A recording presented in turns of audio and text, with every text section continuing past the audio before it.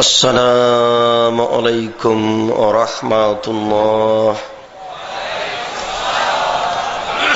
إن الحمد لله نحمده ونستعينه من يهده الله فلا مضل له ومن يضلل فلا هادي له وأشهد أن لا إله إلا الله وحده لا شريك له وأشهد أن محمدا عبده ورسوله. أما بعد فأعوذ بالله من الشيطان الرجيم وأنفقوا مما رزقناكم من قبل أن يأتي أحدكم الموت فيقول ربي لولا أخرتني إلى أجل قريب فأصدق وأكن من الصالحين.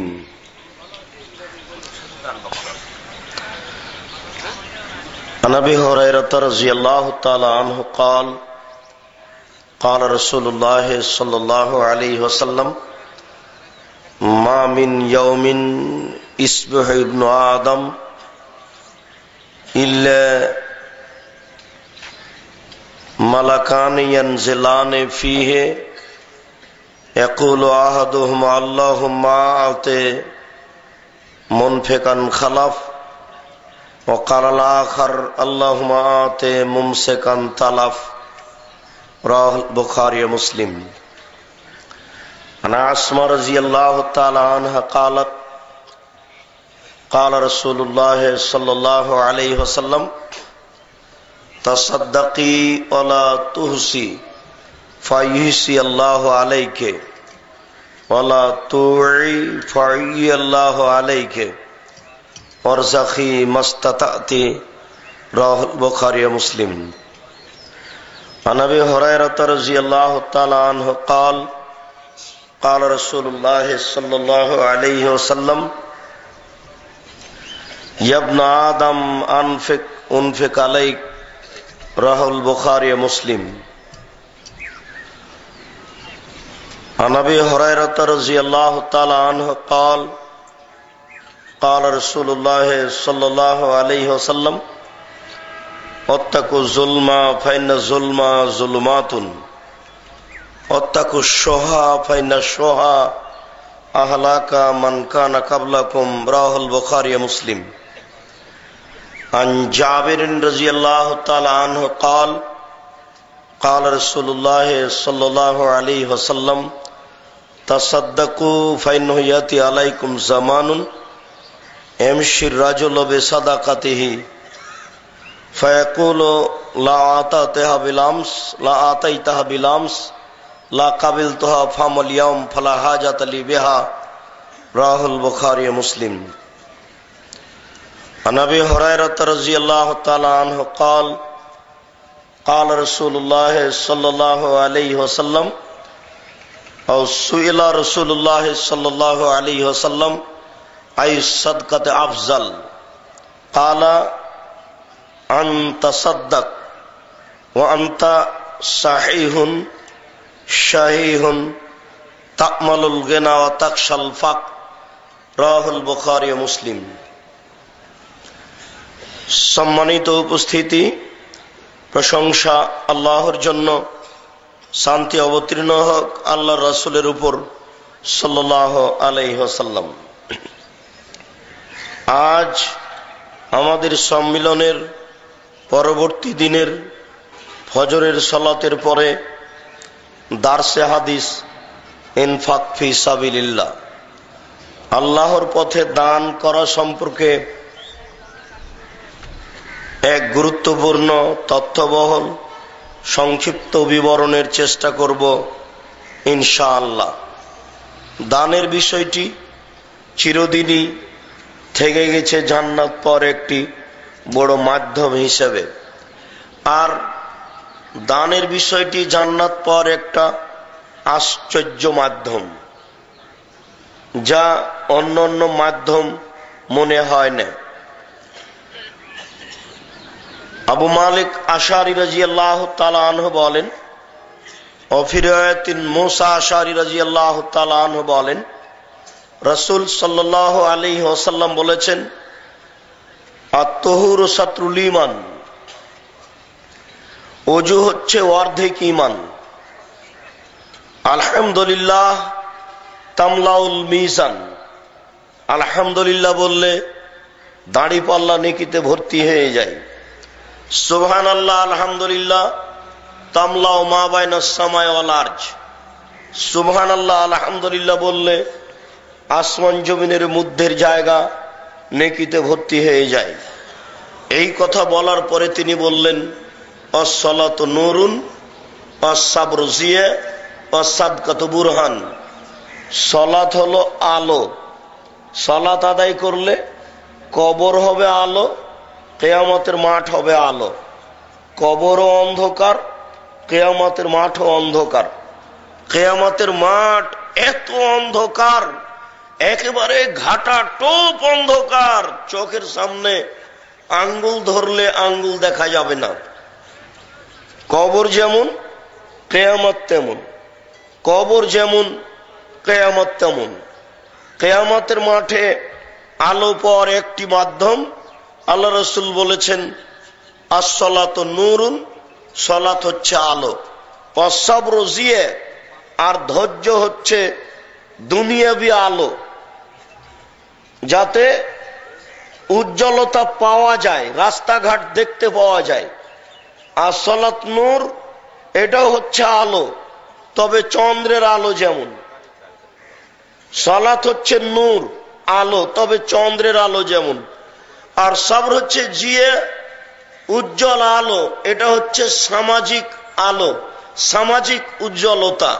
মানুষ যদি ধৈর্য ধারণ করে তাহলে সব ফল ফিরে আসবে, আর যদি ধৈর্য ধারণ না করে তাড়াহুড়া করে তাহলে এমন কাজ হবে শয়তানের পক্ষ থেকে। এ কারণেই আল্লাহ তাআলা বলেন, ওয়াস্তাঈনু বিস-সাবরি ওয়াস-সালাহ, তোমরা আল্লাহর কাছে সাহায্য চাও সালাতের মাধ্যমে, ধৈর্যের মাধ্যমে। সালাত আদায় করে বিপদ থেকে বাঁচতে চাও, আর চাইলে পেয়ে যাবা এটা নয়। চাইলে পাওয়া যায় না, দেরি হয়। দেরি দেখে যদি অধৈর্যশীল হয়ে পড়ো তাহলে ফল হবে না। সাহাবীগণও বলেছেন, নবীগণও বলেছেন, আল্লাহর সাহায্য কবে, তার মানে তারাও ভাবছিলেন কবে যে হবে। আর মানুষ মাত্র এমন যে তাদেরকে তাড়াহুড়া দিয়েই, ব্যস্ততা দিয়েই সৃষ্টি করা হয়েছে। একটু দেরি হলেই তারা ব্যস্ত হয়ে পড়ে, মনে করে যে পাওয়া যাবে না কিছু। এই জন্য আল্লাহ রাসূল বলছেন যে আস-সাবরু জিয়া, ধৈর্য হচ্ছে আলো, সামাজিক। ধৈর্য ধারণ করলে হইচই কম হবে, মারামারি কম হবে, গন্ডগোল কম হবে। একজন অন্যায় করেছে, আপনি একটু থামেন, আপনি একটু ধৈর্য ধারণ করেন। আপনিও যদি রাগ করে গরম হয়ে যান তাহলে তো দুইটা আর চলবে না, এর পরিস্থিতি খারাপ হবে। এরপর আল্লাহ রাসূল বললেন, ওয়াস-সাদকাতু বুরহান, দান হলো দলিল। দান দলিল। কোন জিনিস দখল করতে হলে দলিল লাগে। এই জমি আমার, এই যে দলিল, এই বাড়ি আমার, এই যে দলিল। বিচারের মাঠে জান্নাত দখল করবেন কি দিয়ে? ওয়াস-সাদকাতু বুরহান, দান হলো দলিল। দান করে জান্নাত দখল করা যাবে বিচারের মাঠে ইনশাআল্লাহ। বিচারের মাঠে বলতে পারবো জান্নাত পাবো ইনশাআল্লাহ। জান্নাত পাবো না মানে দান করেছি, হাজারো লক্ষ টাকা দান করেছি আল্লাহর পথে, জান্নাত পাবোই। পাবো না মানে পাবো ইনশাআল্লাহ। যেহেতু আল্লাহ রাসূল বলেছেন যে সাদকাতু বুরহান, দান হলো দলিল। যাকাত দিয়ে জান্নাত পাওয়া যায় না, যাকাত দিয়ে ফাঁসি রক্ষা হয়। যাকাত আপনি দিতে বাধ্য। যাকাত খায় একেবারে নিম্ন শ্রেণীর মানুষ। যাকাত হচ্ছে মানুষের ময়লা। ওসর যাকাত আপনি খাবেন কেন? 20 মণ ধান হয়েছে, এক মণ ধান দ্রুত বের করে দেন, ওটা হচ্ছে মানুষের ময়লা। আর আপনি হচ্ছেন বড় লোক মানুষ, আপনি কেন জাকাত খাবেন, ওসর খাবেন? জাকাত ওসর খাই রাজশাহী চাঁপাই নবাবগঞ্জের ভাষায় ছোট লোকের বাচ্চা, রংপুর গায়েবান্ধার ভাষায় জাকাত খায় বেন্যা মানুষ। তা আপনি কি ছোট শ্রেণীর মানুষ? আপনাকে 1 মিনিট বড় লোক দেখায়, দেখেন আপনি নগদ দেখতে পাবেন। আল্লাহ রাসূল একদিন জাকাতের খেজুরের পাশে বসে আছে, পাশে হোসাইন আছে। চট করে হোসাইন জাকাতের একটা খেজুর মুখে দিয়ে দিয়েছে। আল্লাহ রাসূল লাফ দিয়ে উঠে একেবারে মুখের ভিতরে আঙ্গুল ঢুকিয়ে খেজুরটা বের করে ফেলে বলছেন, হায় হায় করেছো কি?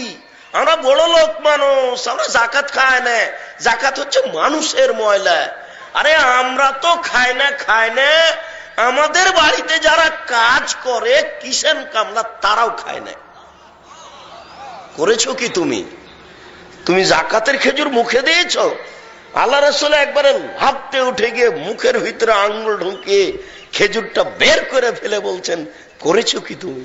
আমরা জাকাত খাই না, জাকাত হচ্ছে মানুষের ময়লা, ওসুর হচ্ছে মানুষের ময়লা। আরে আমরা তো খাই না, আমাদের বাড়ির কিষান কামলাও খায় না, আমাদের বাড়ির কিষান কামলাও বড় লোক। করেছো কি তুমি? জাকাত হচ্ছে, ওসর হচ্ছে মানুষের ময়লা। কেউ যদি নেওয়ার না থাকে তাহলে যেখানে গোবর আবর্জনা ফেলেন ওখানে ফেলে দিবেন, ওকে বাড়িতে রাখা যাবে না। ও যে কত বিষাক্ত, ও যে কত বিষাক্ত, ও যে কত বিষাক্ত, আপনাকে আমি কি দিয়ে বুঝাই? গমা সাপ আপনার বাড়িতে থাকতে পারে, বিছানে থাকতে পারে, গমা সাপ থাকলেই দংশন করবে এ কথা ঠিক নয়। গমা সাপ থাকতে পারে বিছানে, থাকলেই দংশন করবে এ কথা ঠিক নয়। করেও যদি একজন মারা যাবে, গমা সাপ যদি দংশন করে একজন মারা যাবে। আর যদি শস্যের ওসর বের না করেন, টাকার জাকাত বের না করেন, তাহলে সারা পরিবার মারা যাবে, কেউ রক্ষা পাবে না, কেউ জান্নাতে যাবে না, সারা পরিবার ধ্বংস।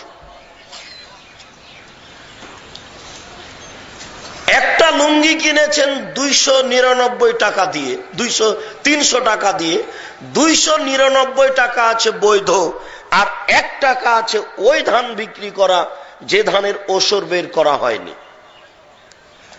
299 টাকা আছে বৈধ, আর 1 টাকা আছে ওই টাকা যে টাকার জাকাত বের করা হয়নি। এই 300 টাকা দিয়ে আপনি একটা লুঙ্গি কিনেছেন, এই লুঙ্গি যত দিন আপনার শরীরে থাকবে ততদিন পর্যন্ত আপনার কোনো ইবাদত কবুল হবে না। তাহলে এবার দেখেন ওসর জাকাত কত খারাপ, এটা কত কঠিন। ও তো আর একজনের রুজি আপনার বাড়িতে কেন? একই কথা, আপনি কেন মানুষের জিনিস আত্মসাৎ করে খাচ্ছেন? ও তো ওসর জাকাত আরেকজনের জিনিস, ওটা আরেকজনের খাদ্য, ওটা কেন আপনার বাড়িতে? আবু হুরায়রা রাদিয়াল্লাহু তাআলা আনহু বলেন, রাসূল সাল্লাল্লাহু আলাইহি ওয়াসাল্লাম বলেছেন, ইন্নাল্লাহা তাইয়্যিব, আল্লাহ হচ্ছেন পবিত্র, লা ইয়াকবালু ইল্লা তাইয়্যিবা, আল্লাহ পবিত্র ছাড়া গ্রহণ করেন না। সুম্মা যাকারা রাজুলা, তারপরে একটি লোকের কথা আল্লাহ রাসূল আলোচনা করলেন, ইতুলি সাফারা, যে লোকটা লম্বা সফরে আছে, আশাসা আকবারা, তার মাথার চুলগুলি এলোমেলো হয়ে গেছে, ঠিক মতো গোসল করেনি, ঠিক মতো মাথায় চিরুনি করেনি, এ অবস্থায় বিপদে পড়েছে। ওয়ামুদ্দু ইয়াদাইহি, আল্লাহর দরবারে হাত তুলে প্রার্থনা করছে। বিপদে পড়ে হাত তুলে প্রার্থনা করতে হয়, ছেলে মেয়ের জন্য হাত তুলে প্রার্থনা করতে হয়, কবরের পাশে গিয়ে হাত তুলে প্রার্থনা করতে হয়, কবরের শাস্তিকে হিসাব করে হাত তুলে দোয়া করতে হয়, যুদ্ধক্ষেত্রে হাত তুলে দোয়া করতে হয়, চন্দ্রগ্রহণ সূর্যগ্রহণে হাত তুলে দোয়া করতে হয়, পানি চাইতে গিয়ে সবাই মিলে হাত তুলে দোয়া করতে হয়, হজ করতে গিয়ে কাবা ঘর দেখে হাত তুলে দোয়া করতে হয়, সাফা পাহাড়ে উঠে হাত তুলে দোয়া করতে হয়, মারোয়া পাহাড়ে উঠে হাত তুলে দোয়া করতে হয়, আরাফার মাঠে হাত তুলে দোয়া করতে হয়, মুজদালেফার মাঠে হাত তুলে দোয়া করতে হয়, পরের 2 দিন পাথর নিক্ষেপ করার পরে হাত তুলে দোয়া করতে হয়। আল্লাহর নবী বলেন, কেউ যদি হাত তুলে দোয়া করে আল্লাহ তার হাতকে খালি হাত ফিরিয়ে দিতে লজ্জা পান। আল্লাহর নবী বলেন, কেউ যদি হাত তুলে দোয়া করে আল্লাহ তার খালি হাতকে ফিরিয়ে দিতে লজ্জা পান। যেহেতু আল্লাহ লজ্জা পান, কাজে ও চায় সেটা আল্লাহ দিয়েই দেন, সময়ের ব্যাপার। যেহেতু তিনি খালি হাত ফিরিয়ে দিতেই পারেন না, ইতস্তবোধ করেন, লজ্জাবোধ করেন যে আদম সন্তান, আমি আল্লাহ, আমি সৃষ্টিকর্তা, আমার কাছে হাত তুলেছে, আমি কি করে তার খালি হাতটা ফিরিয়ে দিই, আমি বড় লজ্জা পাই। এই জন্য তাহলে যেহেতু লজ্জা পান, কাজেই তিনি আপনার খালি হাত ফিরিয়ে দিবেন না। আপনার জীবনে মাঝে মধ্যে হাত তুলে দোয়া করা উচিত। আপনি এই পথ অবলম্বন করুন। অবশ্যই নামাজের পরে সবাই মিলে হাত তুলে দোয়া করলে রাসূলকে উপেক্ষা করা হবে। জানাজার পরে, সভা সমিতির পরে, কবর দেওয়ার পরে সবাই মিলে হাত তুলে দোয়া করলে আল্লাহ রাসূলকে অপমান করা হবে। আল্লাহ রাসূলকে অপমান করে, আল্লাহ রাসূলকে হেয় তুচ্ছ করে, আল্লাহ রাসূলের নীতিকে উপেক্ষা করে মানুষ জান্নাত কিনতে পারে না। ভুল সিদ্ধান্ত। লোকটি বিপদে পড়ে আল্লাহর দরবারে হাত তুলে বলছে, রব্বি, হে আমার প্রতিপালক, আমি বিপদে রয়েছি, কিন্তু দুঃখিত। দুঃখজনক হলেও সত্য।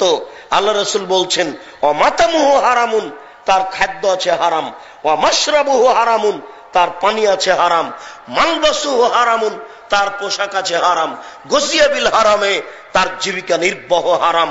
আন্না ইস্তাজাবু লাহু, তার দোয়া কি করে কবুল হতে পারে? তার দোয়া কবুল হবে না, তার ইবাদত কবুল হবে না, নিশ্চিত তার দোয়া কবুল হবে না। মুসলিম। অতএব যাকাত বের না করে আপনি ওই চাউলের ভাত খেয়ে ইবাদত করে জান্নাত কিনবেন, এই হিসাব ভুল। আজ থেকে নিয়ে 20 বছর আগে, আজ থেকে নিয়ে 18 বছর আগে আপনাকে যে কথা বলেছি সেটাই চূড়ান্ত। আপনাকে বলেছি নাপিতকে ঘর ভাড়া দেওয়া যাবে না, নাপিতকে ঘর ভাড়া দেওয়া যাবে না। নাপিতকে ঘর ভাড়া দিয়ে ওই টাকা নিয়ে চাউল কিনে ভাত খেলে ইবাদত কবুল হবে না। কেন? নাপিত দাড়ি চাঁচে, নাপিত দাড়ি চেঁচে টাকা ইনকাম করেছে অবৈধভাবে। এই টাকা দিয়ে চাউল কিনে ভাত খেয়ে ইবাদত কবুল হবে না। দোকানে টিভি রেখে ব্যবসা করে এই টাকা দিয়ে চাউল কিনে ভাত খেয়ে ইবাদত কবুল হবে না। ব্রাক ঠ্যাঙ্গা মারা আশা এইসব এনজিওতে চাকরি করে, এদেশের মাটিতে প্রায় 3500 এনজিও রয়েছে। যে কোনো এনজিওতে চাকরি করে ওই টাকা দিয়ে চাউল কিনে ভাত খেয়ে ইবাদত কবুল হবে না। ব্যাংকে চাকরি করে ওই টাকা দিয়ে ভাত খেয়ে ইবাদত কবুল হবে না। শুনুন, পৃথিবী অনেক বড়। আপনি পৃথিবীকে সংকীর্ণ মনে করেছেন, আপনার এটা ভুল হিসাব। পৃথিবী অনেক বড়, আপনি এই পৃথিবীকে সংকীর্ণ করে দিয়েছেন, এটা আপনার ভুল হিসাব। একাধিক দিন আমরা অবগত যে 4টে জিনিস আছে যার, সবকিছু আছে তার।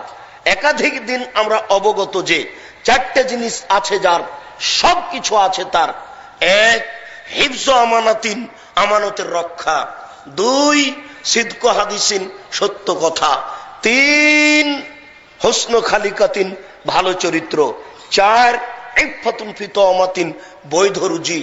বৈধ রুজি আছে যার, সবকিছু আছে তার। ইহকাল আছে তার, পরকাল আছে তার। বৈধ রুজি নেই যার, ইহকাল নেই তার, পরকাল নেই তার। বৈধ রুজি নেই যার, ইহকাল নেই তার, পরকাল নেই তার। তার ইবাদত কবুলের প্রথম বিষয়টি হচ্ছে বৈধ রুজি। এই জন্যই আমি আপনাকে যুবক বহুদিন আগে থেকে, আপনাকে আর যুবকদেরকে বহুদিন আগে থেকে বলে আসছি, দেখো অবৈধ পয়সা উপার্জন করো না। দেখো যুবক, অবৈধ পয়সা উপার্জন করো না। বেশি টাকা আছে বড় ব্যবসা করো, কম টাকা আছে কলা বিক্রি করে খাও, তার চেয়ে কম টাকা আছে চকলেট বিক্রি করে খাও। টাকাই নেই, দিন মজুরি করে খাও, মানুষের বাড়িতে কাজ করে খাও। সারাদিন কাজ করলে 200 টাকা পাবা, 10 টাকা দান করো, 190 টাকা খরচ করো। সারাদিন কাজ করো মানুষের বাড়িতে, দিন মজুরি করে খাও। দিন মজুরি করে খাওয়া ভালো। দিন মজুরি করে খেতে না পারলে ভিক্ষা করে খাওয়া ভালো। ডেস্টিনিতে নাম দিয়ে টাকা ইনকাম করা ভালো নয়, ভিক্ষা করে খাওয়া ভালো। শ্বশুরের কাছে যৌতুক নেওয়া ভালো নয়। আগামীকাল সন্ধ্যা হতে হতে যৌতুকের টাকা ফেরত দিতে হবে, এ টাকা হারাম। যৌতুক নিয়ে চাউল কিনে ভাত খেয়ে ইবাদত কবুল হবে না। এই দেশে যত এনজিও আছে, কোন এনজিওতে চাকরি করে, কোন অবৈধ স্থানে চাকরি করে আপনি টাকা ইনকাম করে চাউল কিনে ভাত খেয়ে ইবাদত কবুল হবে না, আপনি এটা বিশ্বাস করুন। এই চূড়ান্ত সিদ্ধান্ত। আম গাছে জাম ধরে, ধরতে পারে ধরে না। আম গাছে জাম ধরে যেতে পারে, ধরে না। অমাবস্যার রাতে চাঁদ উঠতে পারে, উঠে না। সুঁয়ের ছিদ্র দিয়ে ফাল ঢুকতে পারে, ঢোকে না। সুঁয়ের ছিদ্র দিয়ে ফাল ঢুকে যেতে পারে, অমাবস্যার রাতে চাঁদ উঠে যেতে পারে। আম গাছে জাম ধরে যেতে পারে, আম গাছে জাম ধরে যেতে পারে, অমাবস্যার রাতে চাঁদ উঠে যেতে পারে, সুঁয়ের ছিদ্র দিয়ে ফাল ঢুকে যেতে পারে, যেতেও পারে। কিন্তু আপনি অবৈধ পয়সা উপার্জন করে চাউল কিনে ভাত খাবেন, ইবাদত কবুল হবে, এ কথা মিথ্যা হবে না। কিয়ামত পর্যন্ত যদি মানুষ চেষ্টা করে যে এই কথাতে সন্দেহ আছে নাকি, আজীবন চেষ্টা করলে সরিষা ঢোকানো যাবে না। আল্লাহ রাসূল বলেন, মাতামহ হারাম। সে বিপদে পড়ে দোয়া করলে কি হবে? তার খাদ্য আছে হারাম, মাশরাবুহু হারামুন, তার পানি আছে হারাম, মালবাসুহু হারামুন, তার পোশাক আছে হারাম, গুজিয়া বিল হারামে, তার জীবিকা নির্বাহ হারাম। আন্না ইস্তাজাবু লাহু, তার দোয়া কবুল হবে না। সিডির দোকান দিয়ে টাকা ইনকাম করে ইবাদত কবুল হবে না। সিডির দোকান, যে আপনার সিডি আছে, যে হিন্দু লোকটার ওখান থেকে আমার সিডিটা কিনবেন, হিন্দু সিডির দোকান দিবে, আপনি কেন? আপনি মুদিখানা দেন, মুদির দোকান আপনি দিবেন। চকলেট বিক্রি করেন, আপনি কলা বিক্রি করেন। পৃথিবী অনেক বড়, পৃথিবী আপনি খাটো মনে করলেন কেন? আশ্চর্য। সিডির দোকান আপনাকে দিতে হবে কেন? ভিডিওর দোকান আপনাকে দিতে হবে কেন? দুনিয়াতে হিন্দু নেই, ওরা দিবে, আমি ওখান থেকে কিনবো। পৃথিবী আপনার কাছে এত ছোট হলো কেন? আল্লাহ বলছেন যে পৃথিবী ছোট নয়। মানুষের টাকা এত বেশি হবে, মানুষের টাকা এত বেশি হবে, মানুষ বেশি হতে হতে হতে যদি মানুষ মানুষের উপরে চড়ে যায়, তবুও মানুষের এত টাকা বেশি হবে যে ভিক্ষুক ভিক্ষে নেবে না। পৃথিবীতে কোনো মানুষ ভিক্ষে নিবে না। যার কাছে আপনি ভিক্ষে নিয়ে যাবেন সেই বলবে কালকে যদি ভিক্ষা দিতে তাহলে নিতাম, আমি রাতে রাতে ধনী হয়ে গেছি, আমি ভিক্ষে নিব না। বুখারী মুসলিমের হাদিস। একটা গাভীর দুধ খাবে একটা গ্রাম। আমরা দেখেছি একটা গাভীর দুধ হতো 1/2 কেজি থেকে 3 কেজি। 15 বছরের ব্যবধানে একটা গাভীর দুধ হচ্ছে 3 কেজি থেকে 40 কেজি। 15 বছর আগে একটা গাভীর দুধ হতো 1/2 কেজি থেকে 3 কেজি। 15 বছর পরে আজকে একটা গাভীর দুধ হচ্ছে 3 কেজি থেকে 40 কেজি। আল্লাহর নবী বলেছেন যে একটা গাভীর দুধ খাবে একটা গ্রাম, সারা নওদা পাড়ার লোক খাবে একটা গাভীর দুধ। হিসাব করেছেন?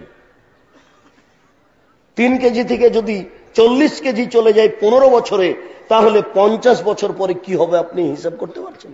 আল্লাহ রাসূল বলছেন একটা ডালিম খাবে একটা বংশ, একটা ডালিম খাবে একটা বংশ। আল্লাহ রাসূল বলছেন। আগে দেখতাম একটা ডালিম 1 ছটাক, ঊর্ধ্বে 2 ছটাক। এখন বাজারে দেখা যায় ডালিম 1 কেজি 1.5 কেজি ওজনের। 15 বছরের ব্যবধানে 1 ছটাক ডালিম 1 কেজি হয়েছে। 50 বছর পরে একটা ডালিম কত বড় হবে তা কেউ জানে না। একটা বড়ই, এই 100 ওজনের একটা বড়ই 20 বছর পূর্বে আমরা কেউ দেখিনি। 1 মিনিট মোবাইল চললে 4 টাকা ইনকাম হয়, এটা আমাদের 20 বছর পূর্বে কারো জানা ছিল না। 1 মিনিট মোবাইল চললে 4 টাকা ইনকাম হয়, এটা পৃথিবীতে কোনো মানুষের জানা ছিল না। 20 বছরের মধ্যেই, 15 বছরের মধ্যেই 1 মিনিটে যদি 4 টাকা ইনকাম হয়, তাহলে 24 ঘন্টায় কত টাকা ইনকাম? আপনাকে আমি কি দিয়ে বুঝাই যে কোনো মানুষ গরিব থাকবে না, সবাই ধনী হয়ে যাবে? নগদ দলিল দেখার পরেও কেন আপনার ভিতরে সংকীর্ণতা আসলো? আপনি কেন অবৈধ উপার্জনে ব্যস্ত? পৃথিবী অনেক বড়। শেষ একটা পথ আপনাকে দিয়েছি, কম পয়সার ব্যবসা, চকলেট বিক্রি করা। এটাও যদি না পারি, দিনমজুরি করে খাবো। দিনমজুরি করে খাওয়া ভালো, অবৈধ পয়সা উপার্জন করা ভালো নয়। যদি দিনমজুরি করে খেতে না পারি, ভিক্ষা করে খাবো। ভিক্ষা করে খাওয়া ভালো, অবৈধ পয়সা উপার্জন করা ভালো নয়।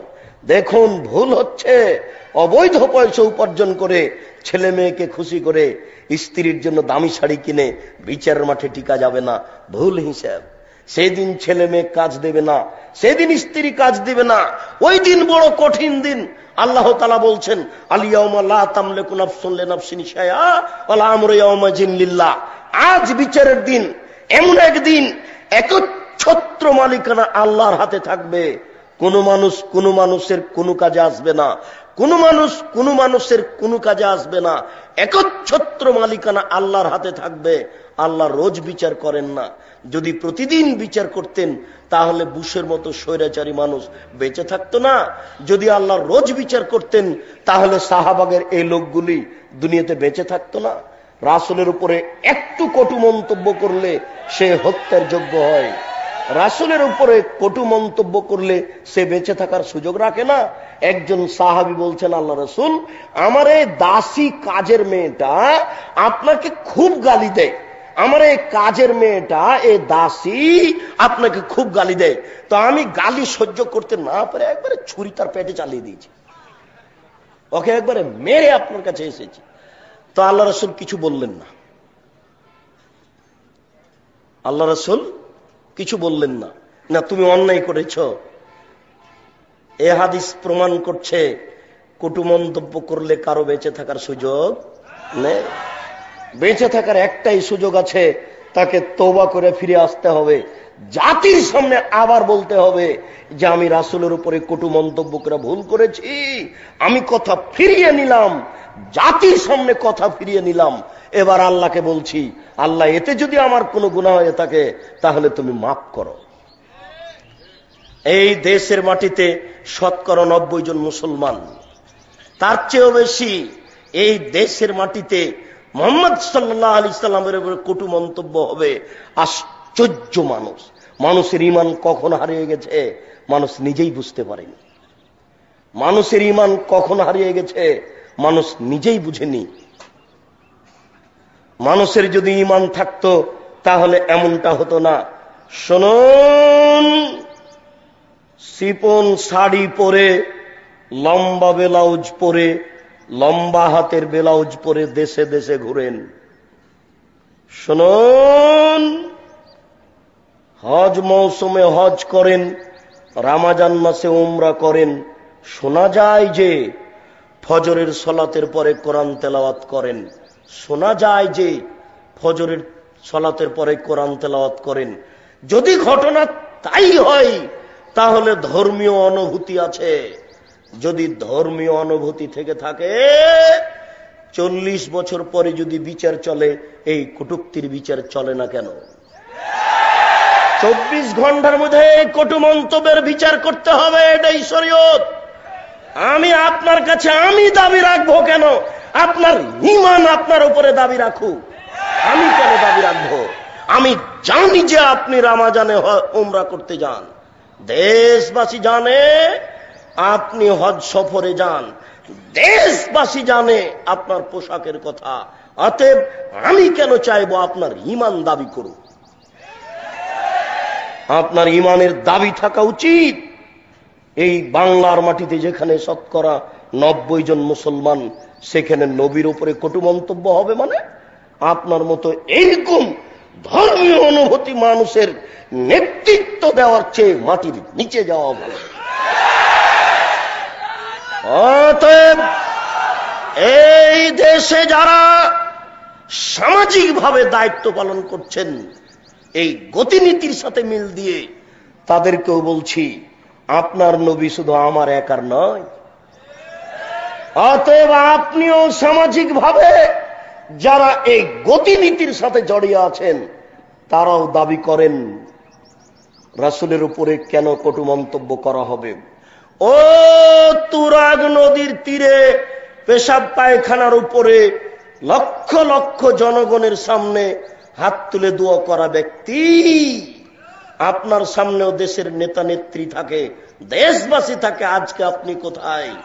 আপনিও কেন জোরালো দাবি করছেন না রাসূলের উপরে কেন কটু মন্তব্য করা হবে? অতএব দেশে যারা নেতৃত্ব দিচ্ছে তাদেরকে জোরালো ভাবে বলতে চাই, আপনি তুরাগ নদীর তীরে বলুন, অবশ্যই কটু মন্তব্যের বিচার হতে হবে। শুনুন, যারা এই দেশে পীর হিসাবে দায়িত্ব পালন করছেন আমাদের খুব ভালো জানা আছে, ভোটের সময় নেতারা কিন্তু আপনাদের বাড়িতে যান দোয়া নিতে। যারা পীর হিসাবে দেশে আছেন নেতারা ভোটের সময়তে আপনাদের কাছে দোয়া নিতে যায়, আপনাদের কবরে দোয়া নিতে যায়, আপনারা পীরের কাছে দোয়া নিতে যায়। কে যেন নেতাদের বলে দিয়েছে পীর দোয়া করলে একেবারে সফল। রাজশাহী চাঁপাই নবাবগঞ্জের ভাষায় পীর যদি দোয়া করে তাহলে বানা পার। একবারে মাছ এই দিক থেকে লাফ দিয়ে ওই দিকে চলে গেছে, আর কোনো সমস্যা নেই। আপনি এই খেয়ালেই তো যান আপনারা। অতএব যারা আপনারা এই ধরনের আশ্বস্ত করে থাকেন তারাকেও বলছি, আজকে কঠোর দাবি কোথায়? যারা জাতীয় মসজিদে খুতবা দেন তাদের এই কঠোর দাবি কোথায়? তাই তো বলি লোকমান হাকিম তার ছেলেকে বলছেন, বোনাইয়া ও আমার আদরের ছেলে, আকিমিস সালাত, আব্বু সালাত আদায় করো, ওয়া'মুর বিল মারুফ ভালো কাজের আদেশ করো, ওয়ানহা আনিল মুনকার মন্দ কাজের নিষেধ করো। বেটা ওয়াসবির আলা মা সাবাক, মন্দ কাজের নিষেধ করলে জেল সুলি ফাঁসি হবে। বেটা মন্দ কাজের নিষেধ করলে জেল সুলি ফাঁসি হবে, ওই সময়তে ধৈর্য ধারণ করিও। মন্দ বড় কঠিন, ভালো কাজের আদেশ করলে কোনো সমস্যা হয় না। সুবহানাল্লাহ বললে এত নেকি হয়, আলহামদুলিল্লাহ বললে এত নেকি হয়, আল্লাহু আকবার বললে এত নেকি হয়, সুন্দর করে ওযু করে 2 রাকাত নামাজ পড়লে অতীতের পাপ ক্ষমা হয়ে যায়। এইগুলি বলাতে কোনো সমস্যা নেই, এটা হচ্ছে ভালো কাজের আদেশ। কিন্তু মন্দ কাজের নিষেধ করলে জেল সুলি ফাঁসি হয়, মন্দ কাজের নিষেধ করে কে? মন্দ কাজের নিষেধ বড় কঠিন। সম্মানিত উপস্থিতি, আমি বলছিলাম আপনাকে, আপনি বৈধ রুজি ছাড়া বিচার মাঠে সফলতা অর্জন করতে পারবেন না। যুবক, তুমি এই পথ থেকে ফিরে আসো, তুমি আমার কথা আবার স্মরণ করো, এই ব্যবসা বন্ধ করো। দেখো পৃথিবী অনেক বড়, কলা বিক্রি করে খাও, চকলেট বিক্রি করে খাও, দিন মজুরি করে খাও, পৃথিবীকে সংকীর্ণ মনে করিও না। অল্প দিন পরে তুমি ঠেকে যাবা, কেউ তোমার সহযোগিতা করবে না। বিচারের মাঠ বড় কঠিন, কবর বড় কঠিন, জাহান্নাম বড় কঠিন। কবর যত কঠিন, কিয়ামতের মাঠ তার চেয়ে অনেক অনেক অনেক বেশি কঠিন। কিয়ামতের মাঠ যত কঠিন, জাহান্নাম তার চেয়ে অনেক অনেক অনেক বেশি কঠিন। কি দিয়ে বুঝায় আপনাকে কবর কত কঠিন, কিয়ামতের মাঠ কত কঠিন, জাহান্নাম কত কঠিন? অতএব আপনাকে বলতে চাচ্ছি, আপনি এই পথ থেকে ফিরে আসুন, বৈধ রুজি উপার্জন করার চেষ্টা করুন। মহান আল্লাহ বলেন, আনফিকু মিম্মা রাযাকনাকুম মিন ক্বাবল আন ইয়াতিয়া আহাদাকুমুল মাউত। তোমার কাছে মরণ আসার পূর্বেই তুমি দান করো, তোমার কাছে মরণ আসার পূর্বেই তুমি দান করো। যখন মরণ চলে আসবে তখন তুমি বলবে, রব্বি লাউলা আখারতানি ইলা আজালিন কারীব, আল্লাহ আমার মরণটা একটু দেরি করে দিলে ফাসাদদাকা, আমি দান করতাম, ওয়া আকুম মিনাস সালিহিন, আর আমি ভালো মানুষের অন্তর্ভুক্ত হয়ে যেতাম। তুমি এই দাবি করবে আমি আল্লাহ কারো দাবি গ্রহণ করি না। মরণের সময় আমি কারো কোনো দাবি গ্রহণ করি না। সেই দিন আসার পূর্বেই তুমি দান করো। যখন মরণ চলে আসবে, মরণের সময় কিন্তু ওই ব্যক্তিও খুব চিন্তা করে, ছেলে মেয়েও চিন্তা করে। ছেলে মেয়ে এসে বলে, হুজুর আমার বাপের শ্বাস যাচ্ছে না, খুব কষ্ট, অনেক দিন থেকে বিছানে পড়ে আছে, কি করব? একটা গরু দিব, একটা গরু দিলে হবে, একটা ছাগল দিলে হবে, দান করতে চাচ্ছে। আপনার মাদ্রাসায় আমার বাপের জন্য 10,000 টাকা দিতে যাচ্ছি। লোকটা বিছানে পড়ে আছে, কথা বলতে পারে, চিন্তা ভাবনা করছে, অনেক দিন থেকে বিছানে পড়ে আছি, চলতে পারি না, দান খায়রাত করলে মনে হয় কিছুটা সফল হবে। আল্লাহ এ কথা বলছেন, শোনো, ওয়ানফিকু মিম্মা রাযাকনাকুম মিন ক্বাবল আন ইয়াতিয়া আহাদাকুমুল মাউত, আমি যে খেতে দিয়েছি সেখান থেকে দান করো। হয়তোবা এ কথার ভিত্তিতে এদেশের মাটিতে আমাদের মহিলারা যখন ভাত রান্না করতে যায়, তখন চাউল মেপে নেওয়ার পরে এক মুষ্টি চাউল তুলে নেয়। আল্লাহ বলছেন, আমি তোমাকে যেটা খেতে দিয়েছি সেখান থেকে দান করো। আমার মনে হয় এই বাক্যতেই মানুষ এইভাবে বুঝেছে। ওটা ভুল নয়। চাউল মেপে নেওয়ার পরে এক মুষ্টি চাউল তুলে নেওয়া ভুল নয়, ভালো। তবে দান এখানেই শেষ নয়। কথা বুঝতে পারেননি? দান এখানেই শেষ নয়। যত পয়সা ইনকাম করছেন, এই পয়সার একটা অংশ দানে থেকে যেতে হবে। একাধিক হাদিস দ্বারা প্রমাণ হবে, তা আপনি সময়ে বুঝতে পারবেন। তবে আপনাকে অত্র আয়াতের বিবরণে বোঝাচ্ছি যে আল্লাহ বলছেন যে তোমরা আমি যে রুজি দিয়েছি সেই রুজি থেকে দান করো মরণ আসার পূর্বে। যখন মরণ চলে আসবে তখন তোমরা আমাকে বলবে যে প্রতিপালক একটু সুযোগ দাও, একটু সুযোগ দাও, আমি কিছু দান করি, দান করে আমি ভালো মানুষ হয়ে যাই।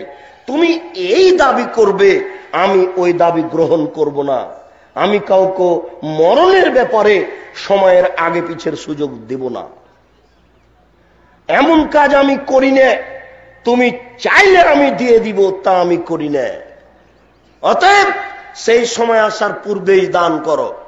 মহান আল্লাহ বলেন, আল্লাযীনা ইনফিকুনা ফি সাবিলিল্লাহ আল্লাযীনা ইনফিকুনা ফিস সাররাই ওয়াদ দাররাই ওয়াল কাযিমিনাল গায়জ ওয়াল আফিনা আনিন নাস।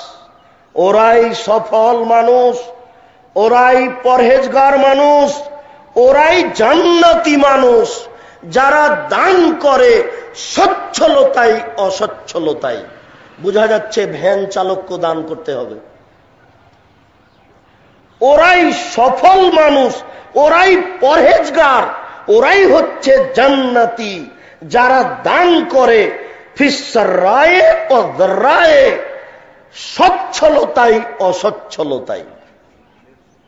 ওয়াল কাযিমিনাল গায়জ, রাগকে ধরে রাখতে পারে।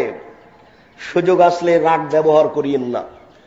একজন সাহাবী এসে বলছেন, আল্লাহ রাসূল আমাকে কিছু উপদেশ দেন তো। আল্লাহ রাসূল বলছেন, লা তাগজাব, রাগ করো না। তখন সাহাবী বলছেন, আরো কিছু দেন। আল্লাহ রাসূল বলছেন যে লা তাগজাব, রাগ করো না। তো সাহাবী বলছেন, আরো কিছু উপদেশ দেন।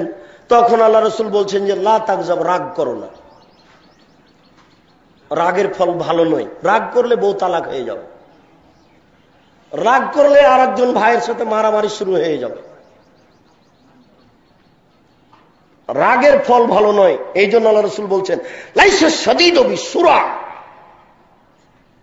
আছাড় দিয়ে ফেলে দিতে পারে যে শক্তিশালী নয়। লাইসা শাদীদু বিসুরা, আছাড় দিয়ে যে ফেলে দিতে পারে সে শক্তিশালী নয়। শক্তিশালী কে? অশাদীদু, শক্তিশালী হচ্ছে ওই আল্লাযী ইয়ামলিকু নাফসাহু ইনদাল গাযাবে, যে রাগের সময় নিজেকে ধরে রাখতে পারে, সে হলো শক্তিশালী। ভালো করে বুঝে যান, যদি একটা বাক্য কাজে লাগে কোনোদিন।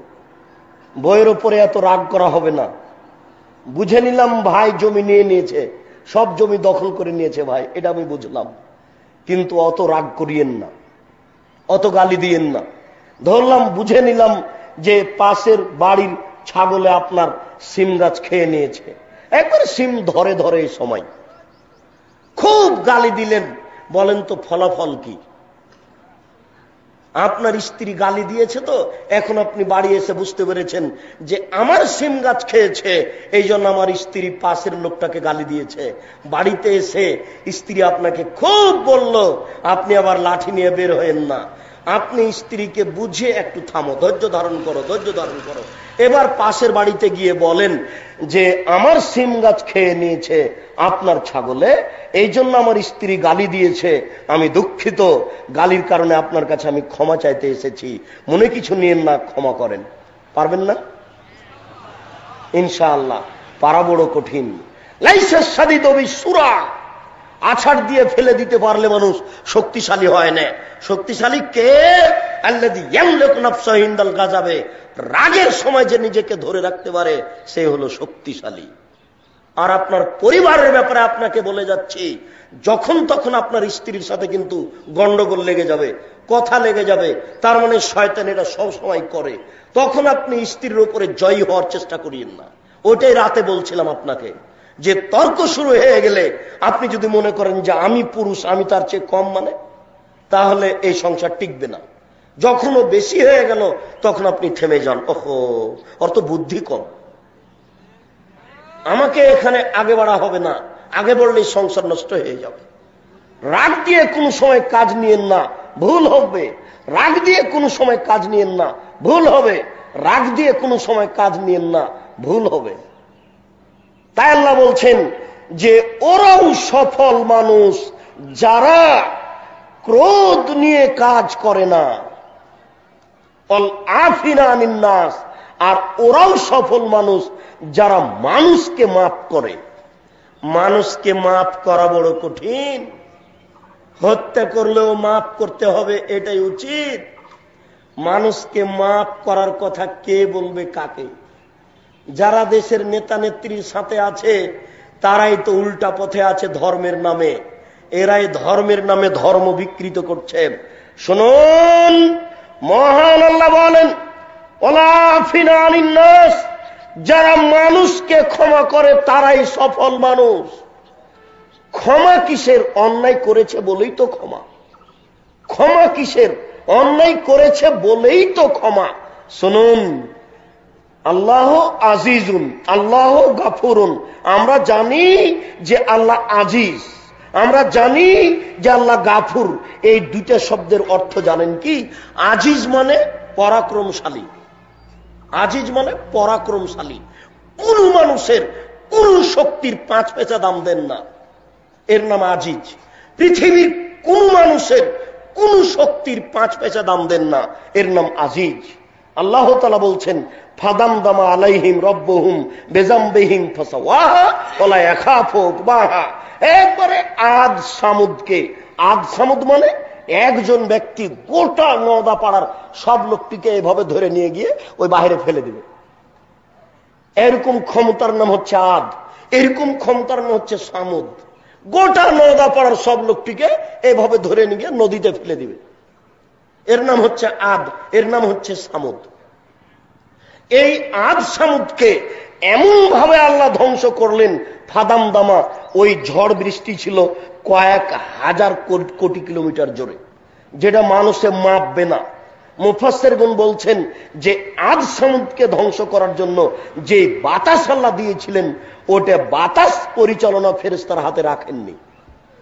ওই বাতাস ফেরেশতা পরিচালনা করতে পারবে না।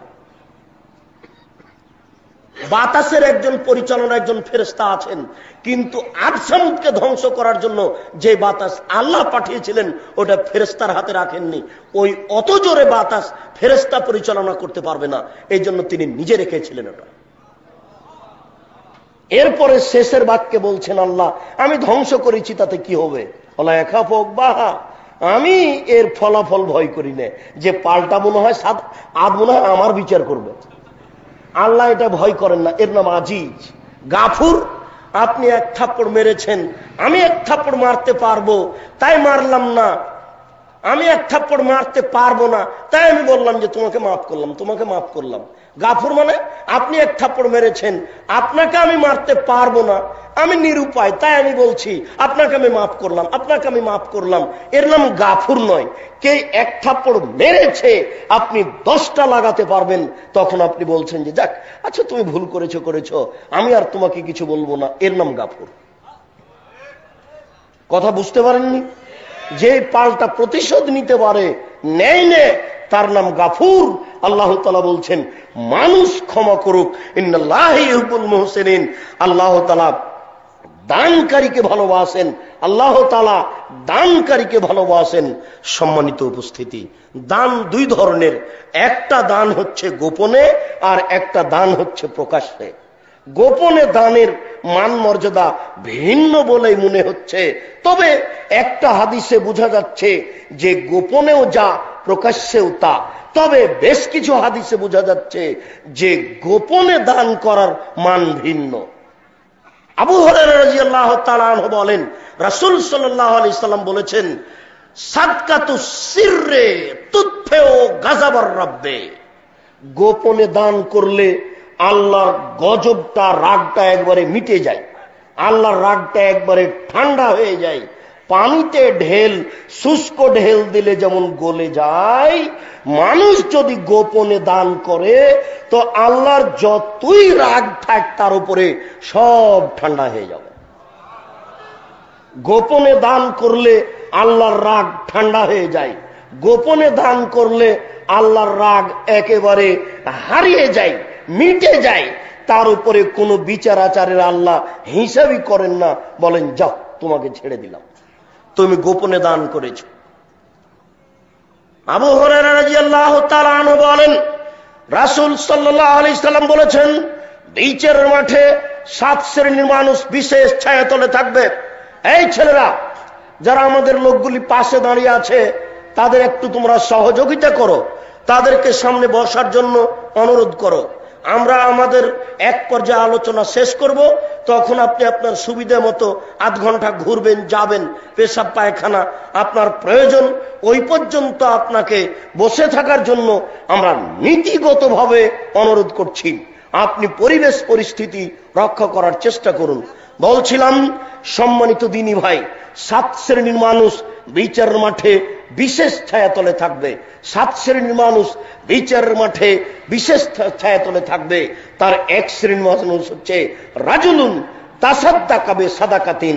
কোন মানুষ দান করলো, ফাকফা এমিনহু মাতুন ফেকো সেমালহু, মাতুন ফেকো ফাকফা এমি সেমালাহু মাতুন ফেকো এমিনহু।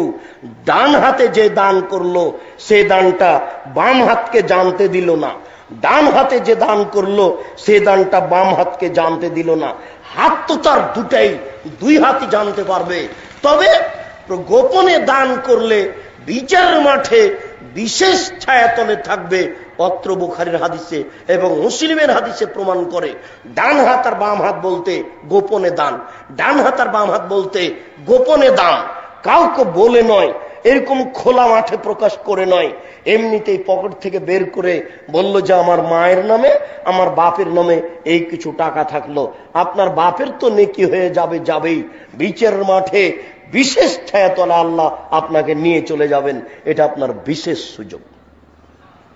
প্রকাশ্যে দান করা যায়, প্রকাশ্যে দান করলে নেকি হবে না এ কথা নয়। আল্লাহ রাসূল ফজরের সালাতের পরে বললেন, শোনো, 400 কিলোমিটার পথ পায়ে হেঁটে যেতে হবে যুদ্ধ করতে, তাবুকের যুদ্ধ। কে কি দান করবে বলো? তখন উমর রাদিয়াল্লাহু তাআলা আনহু খোলা মাঠে বললেন, আল্লাহ রাসূল, আমার বাড়িতে যে অর্থ সম্পদ রয়েছে আমি তার অর্ধেক দান করলাম। তখন আবু বকর সিদ্দিক রাদিয়াল্লাহু তাআলা আনহু বললেন, আল্লাহ রাসূল, আল্লাহকে আর আপনাকে আমার বাড়িতে রেখে যা আছে সবই দিলাম। তখন উমর রাদিয়াল্লাহু তাআলা আনহু বললেন, মনে মনে ভেবেছিলাম যে আজকে বেশি দান করেছি, উমর রাদিয়াল্লাহু তাআলা আনহুকে পরাজয় করে দেব। আজ যখন উমর রাদিয়াল্লাহু তাআলা আনহুকে পরাজয় করতে পারিনি, জিন্দেগিতে আর কোনোদিন অন্তত নেকি করে আবু বকর সিদ্দিককে পারবো না। আর আবু বকর সিদ্দিক রাদিয়াল্লাহু তাআলা আনহু যে বাক্য বলেছেন, এই বাক্যকে ডিঙ্গিয়ে কিয়ামত পর্যন্ত কোনো মানুষ কোনো বাক্য বের করতে পারবে না। আবু বকর সিদ্দিক রাদিয়াল্লাহু তাআলা আনহু বলেছেন, আল্লাহর নবী, আপনাকে আর আল্লাহকে আমার বাড়িতে রেখে যা আছে সবই দিলাম। হতে পারে যে আবু বকর সিদ্দিক রাদিয়াল্লাহু তাআলা 10 টাকা দান করেছেন, আর হতে পারে যে উমর রাদিয়াল্লাহু তাআলা সেদিনের দান ছিল 10,000। কিন্তু কথার মায়ের প্যাচ এত কমবেশ যে আবু বকর সিদ্দিক রাদিয়াল্লাহু তাআলার বাক্যকে ডিঙিয়ে যাওয়ার অন্তত কিয়ামত পর্যন্ত মানুষের কোনো পথ নেই। আবু হুরায়রা রাদিয়াল্লাহু তাআলা আনহু বলেন, রাসূল সাল্লাল্লাহু আলাইহি ওয়াসাল্লাম বলেছেন, ইন্নাস সাদকাতা লা তুতফিউ হাররাল কবুরে, নিশ্চয় দান মানুষের কবরের শাস্তিকে মিটিয়ে দেয়। নিশ্চয় মানুষের দান কবরের শাস্তিকে নিভিয়ে দেয়।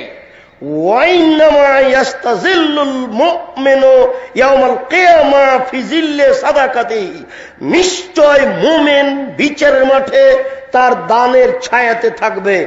নিশ্চয় মুমিন বিচারের মাঠে তার দানের ছায়াতে থাকবে। অত্র হাদিসে গোপন দানের কথা বলা হয়নি। অত্র হাদিসে গোপন দানের কথা বলা হয়নি। তাহলে এই হাদিস দ্বারা বোঝা যাচ্ছে যে বিচারের মাঠে প্রকাশ্য দানের বিনিময়েও বিশেষ ছায়ার সুযোগ হবে। বোঝা যাচ্ছে যে প্রকাশ্য দানে কবরের শাস্তি মিটে যাবে, কবরে কোনো প্রকার শাস্তি থাকবে না। তবে এতটুক এই হাদিসে প্রমাণ হলো না যে প্রকাশ্যে দান করলে আল্লাহর রাগটা মিটে যাবে, এই কথা বলা হয়নি। গোপনে দান করলে আল্লাহর রাগটাই মিটে যাবে। আমি মনে হয় পার্থক্য দেখাতে পারছি কিনা, বুঝাতে পারছি কিনা। গোপনে দান করলে দুইটা পথ দেখা গেল, একটা হলো বিশেষ ছায়া, আর একটা হলো আল্লাহর রাগই মিটে যাবে। আবার বললাম প্রকাশ্যে দান করলেও বিশেষ ছায়া পাওয়া যাবে। তাহলে প্রকাশ্যে দান করলে আল্লাহর রাগ মিটে যাবে, এ কথা আল্লাহ রাসূল বলেননি।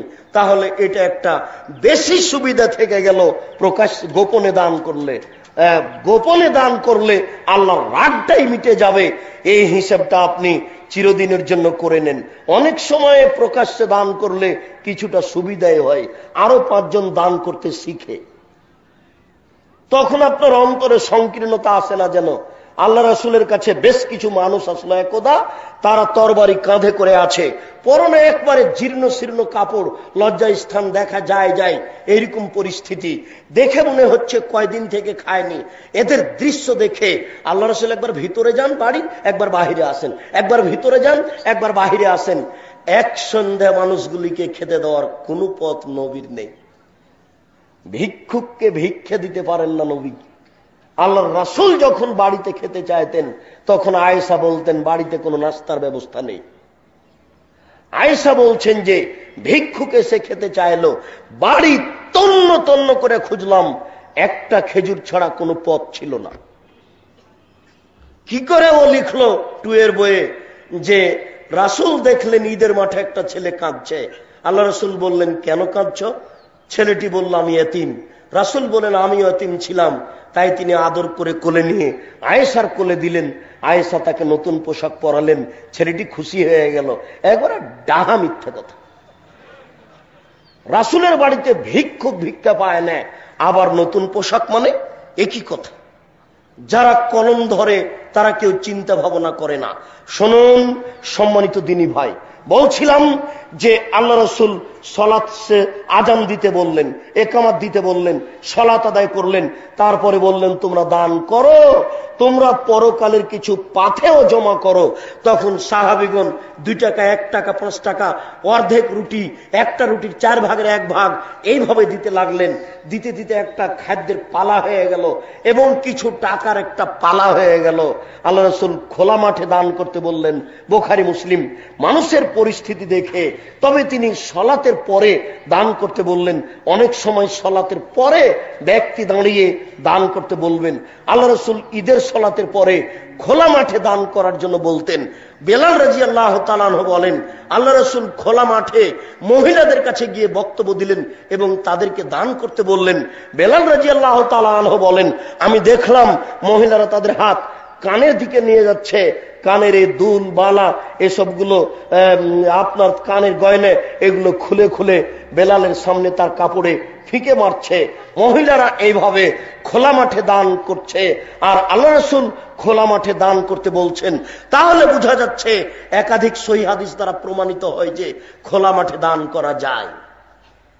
গোপনে দান করার ভিন্ন পজিশন, ভিন্ন মান কিছু থেকেই গেছে। আবু হুরায়রা রাদিয়াল্লাহু তাআলা আনহু বলেন, রাসূল সাল্লাল্লাহু আলাইহি ওয়াসাল্লাম বলেছেন, মা মিন ইয়াউমিন ইসবিহু ইবনু আদম, এমন কোন দিন নেই যেই দিনে আদম সন্তান সকাল করে, অর্থাৎ প্রত্যেক দিন সকালে এনজেলানে মালাকানে এনজেলানে দুইজন ফেরেশতা আকাশ থেকে নেমে আসেন। প্রত্যেক দিন সকালে দুইজন ফেরেশতা আকাশ থেকে নেমে আসেন। একুল আহাদুহুমা, দুইজনের একজন বলে, আল্লাহুম্মা আতে লিকুল্লি মুনফিকিন খালাফ, আল্লাহ যে যতটুকু দান করলো তুমি তার ততটুকু পূর্ণ করে দাও। আল্লাহ যে যতটুকু দান করলো তুমি তার ততটুকু পূর্ণ করে দাও। ওয়াকুল আখার, অপরজন বলে, আল্লাহুম্মা আতে লিকুল্লি মুমসিকিন তালাফান, যে যতটুকু দান করলো না তুমি তার ততটুকু ধ্বংস করে দাও। দুটাই পাশাপাশি বাক্য। এবার আজকেই কৃপণতা ত্যাগ করতে হবে, আজকেই অন্তত না হলে আহলে হাদিস আন্দোলনকে 5টা টাকা দিয়ে যেতে হবে, তাহলে এই হাদিসের প্রতি আমল হয়ে যাবে।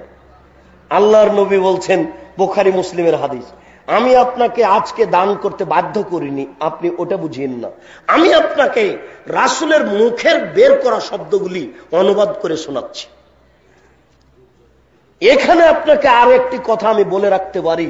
আল্লাহ রাসূল বলছেন, লা ইয়াদখুলুল জান্নাতা বাখিল, কৃপণ জান্নাতে যাবে না। আল্লাহ রাসূল বলছেন কৃপণ জান্নাতে যাবে না। আল্লাহ রাসূল সকালে বিকালে সব সময় বলতেন, আল্লাহ তোমার কাছে আমি কৃপণতা থেকে বাঁচতে চাই, আল্লাহ তোমার কাছে আমি কৃপণতা থেকে বাঁচতে চাই, আল্লাহ তোমার কাছে আমি কৃপণতা থেকে বাঁচতে চাই। আল্লাহ রাসূল বলছেন 3 শ্রেণীর মানুষ ধ্বংস হবেই, 3 শ্রেণীর মানুষ ধ্বংস হবেই, 3 শ্রেণীর মানুষ ধ্বংস হবেই।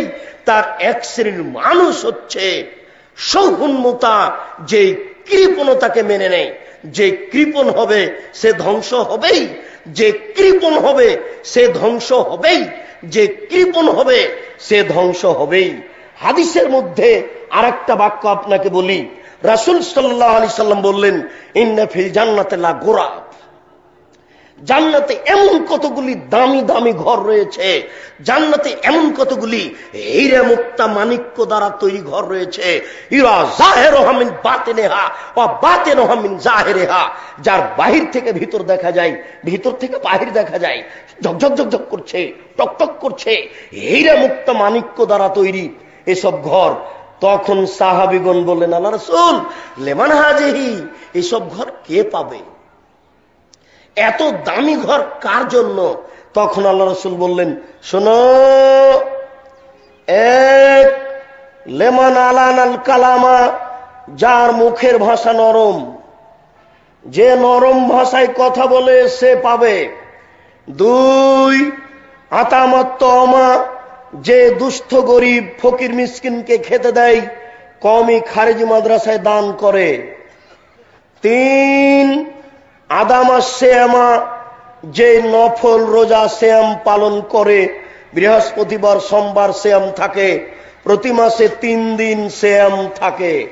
শুনুন, আরাফার দিন সিয়াম থাকে, মুহররমের 2 দিন থাকে, শাওয়ালের 6 দিন থাকে।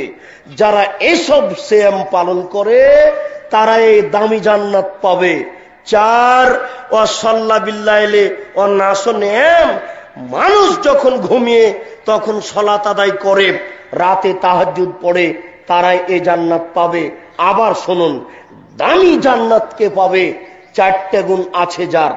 1 মুখের ভাষা নরম, 2 দুস্থ গরিব ফকির মিসকিনকে খাওয়ার দেয়, 3 নফল সিয়াম পালন করে, 4 রাতে তাহাজ্জুদ পড়ে।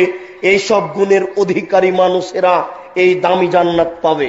একদা আল্লাহ রাসূলকে জিজ্ঞাসা করা হলো, আইউল ইসলামে খায়রুন, আল্লাহ রাসূল ইসলামের সবচেয়ে ভালো কাজ কোনটি?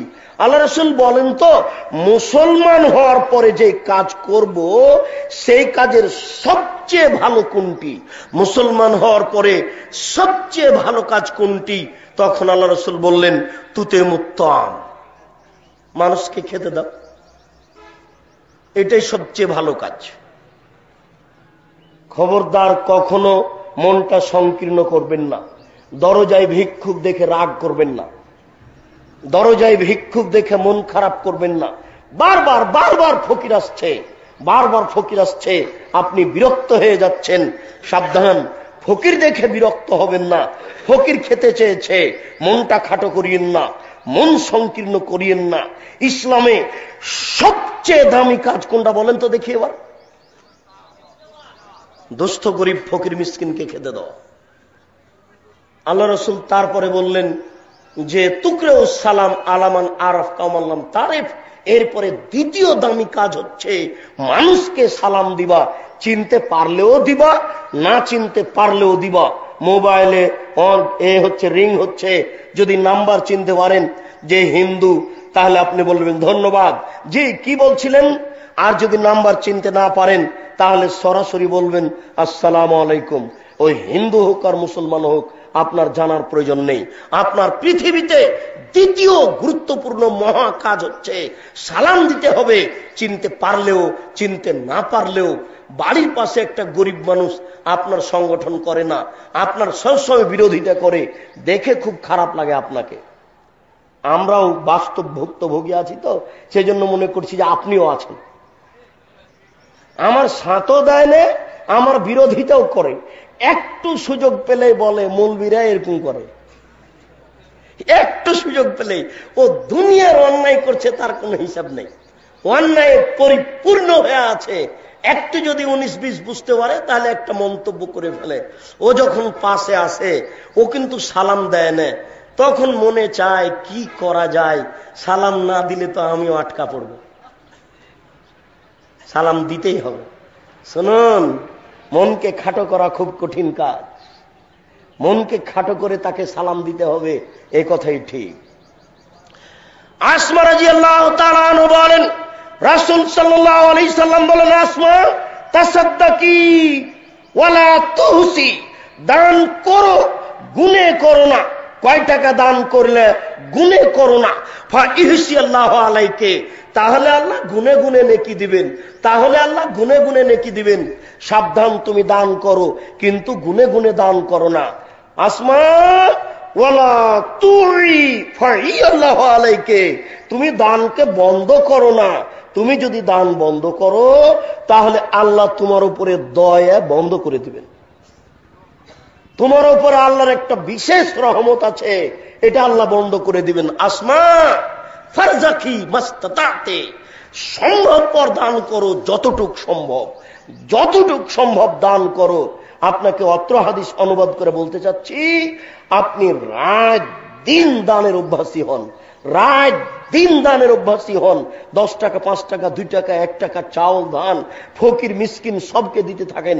দেখুন ভুল হচ্ছে, দেখুন ভুল হচ্ছে, দেখুন জীবিকা নির্বাহ ভুল হচ্ছে, দেখুন জীবিকা নির্বাহ ভুল হচ্ছে। এই দান দিয়ে মহল্লার রাগকে একবারে মিটিয়ে দেওয়া যায়, এক দানে মহানাল্লাহ রাগকে একবারে মিটিয়ে দিয়ে জান্নাত দখল করব, এ ব্যবস্থা আমাদের হাতে আল্লাহর নবী দিয়ে গেছেন। অতএব আমরা এই পদক্ষেপ গ্রহণ করি।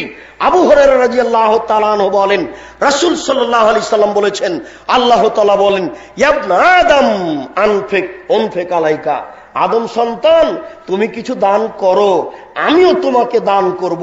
আদম সন্তান তুমি দান করো, আমিও তোমাকে পাল্টা দান করব। আল্লাহ তাআলা বলছেন, ইয়ামহাকুল্লাহুর রিবা ওয়া ইরবিস সাদাকাত, সুদ মানুষের টাকাকে কমিয়ে দেয়, দান মানুষের টাকাকে বেশি করে দেয়। শুধু মানুষের টাকাকে কমিয়ে দেয়, দান মানুষের টাকাকে বেশি করে দেয়। তাই তো আল্লাহ তাআলা বলছেন যে দান করো তোমরা, আমি আল্লাহ তোমাদের দান করব, তোমাদের অর্থ সম্পদ বেশি করে দিব।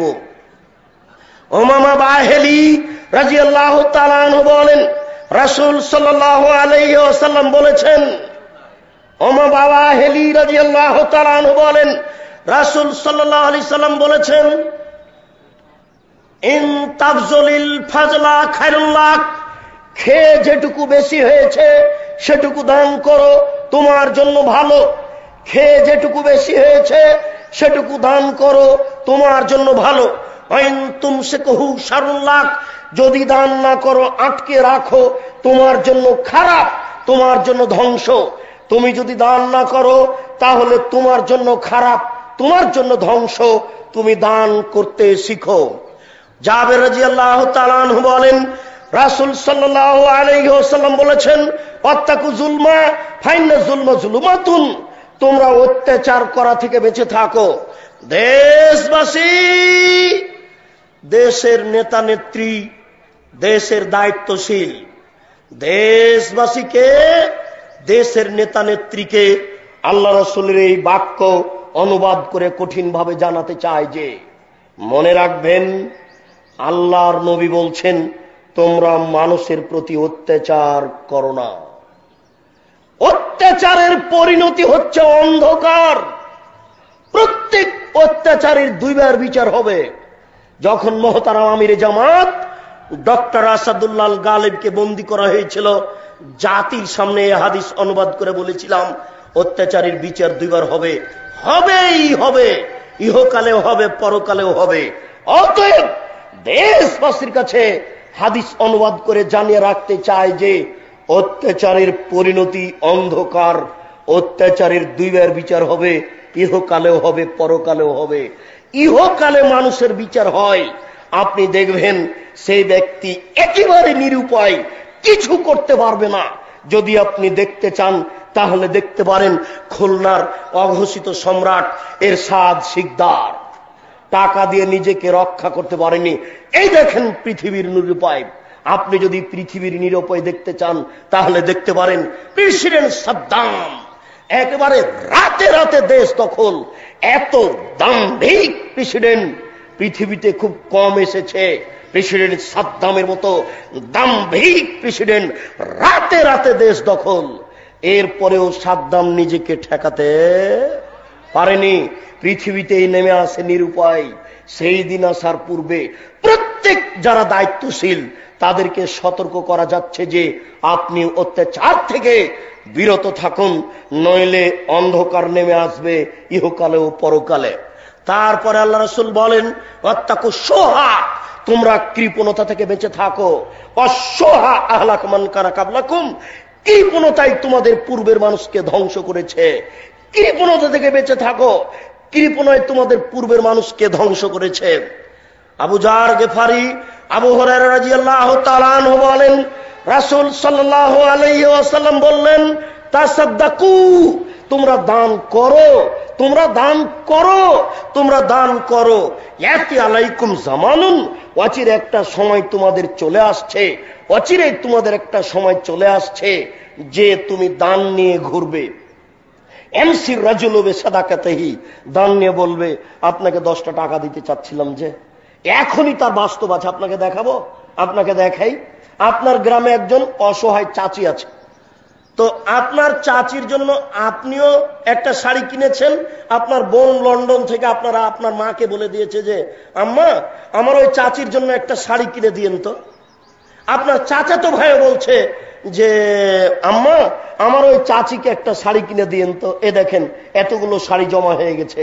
আপনার চাচি বলছে, এখন এত শাড়ি কি করব বেটা?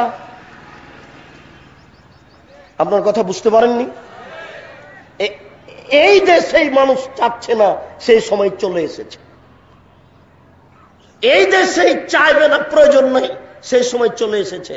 আপনার গ্রামের একজন অসহায় মহিলা, আপনারা 10 জনই বাইরে চাকরি করেন, 10 জনই বলছেন মাকে, আম্মা ওই আমার ওই চাচিটাকে একটা শাড়ি কিনে দিয়েন তো।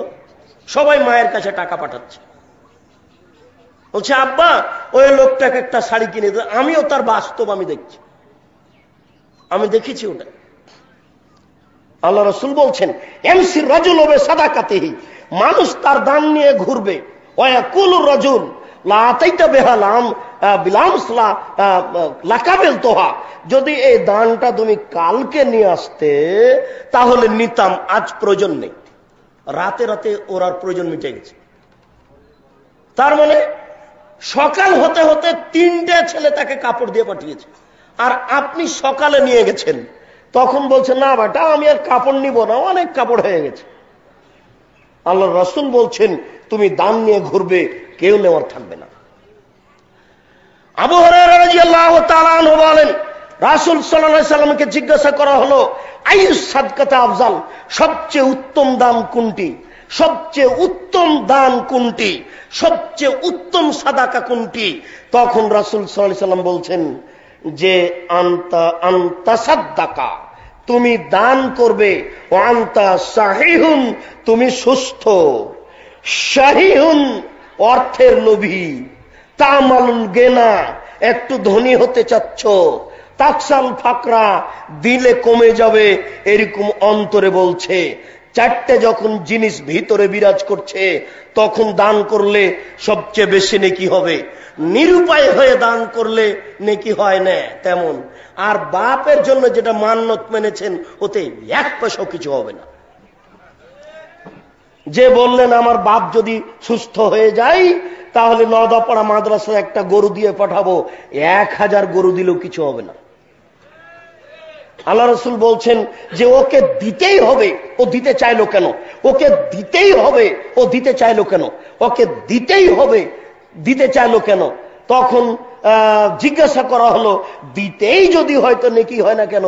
শোনো শোনো, নেকি তো হবে না, এই দেওয়ার মাধ্যম দিয়ে অন্তত তার কৃপণতা তো দূর করা হলো। দান করো না কেন? এই যে ঠেকিয়ে দান করালাম। দান করো না কেন? এই যে ঠেকিয়ে দান করালাম। ঠেকিয়ে দান করালাম কিন্তু লাভ হলো না, দান হয়ে গেল। লাভ হলো না, দানটা হয়ে গেল, কৃপণতা দূর করা হলো। এই জন্য মানত মেনে কোনো লাভ নেই। কসম করাও ঠিক নয়। যদি কসম করেন যে শ্বশুর বাড়ি যাব না, এই বলে যদি কসম করেন, সাইকেল দেয় নিজে, মোটর সাইকেল, এই জন্য যদি কসম করেন তাহলে আল্লাহ রাসূল বলছেন 10 জন ফকিরকে আগে তাড়াতাড়ি খেতে দাও, দিয়ে শ্বশুর বাড়ি যাও। এটা ভুল হয়ে গেছে। 10 জন ফকিরকে আগে তাড়াতাড়ি খেতে দাও, তারপরে শ্বশুর বাড়ি যাও। এইভাবে ভালো কাজ করব না বলে কসম করা ঠিক নয়। শুনুন, মনে থাকবে কি 4টে জিনিস বিরাজ করছে আপনার ভিতরে, তখন যদি দান করেন সবচেয়ে বেশি নেকি হবে। 1, শরীর সুস্থ। 2, অর্থের লোভ ভিতরে। 3, ধনী হওয়ার হিসেব, টাকা পয়সা আনছি জমা করছি, আনছি জমা করছি। জমি কিনতে হবে, যে ভ্যান কিনতে হবে, টাকা পয়সা আনছি জমা করছি, ধনী হওয়ার লোভ। 4, দিলে যে কমে যাবে, দিলে যে কমে যাবে, দিলে যে কমে যাবে। এরকম যখন 4টে জিনিস ভিতরে কাজ করছে, এই সময়ে দান করলে সবচেয়ে বেশি নেকি হবে। মনে থাকবে না 4টে জিনিস? 1, শরীর সুস্থ। 2, টাকার লোভ। 3, ধনী হওয়ার ইচ্ছে।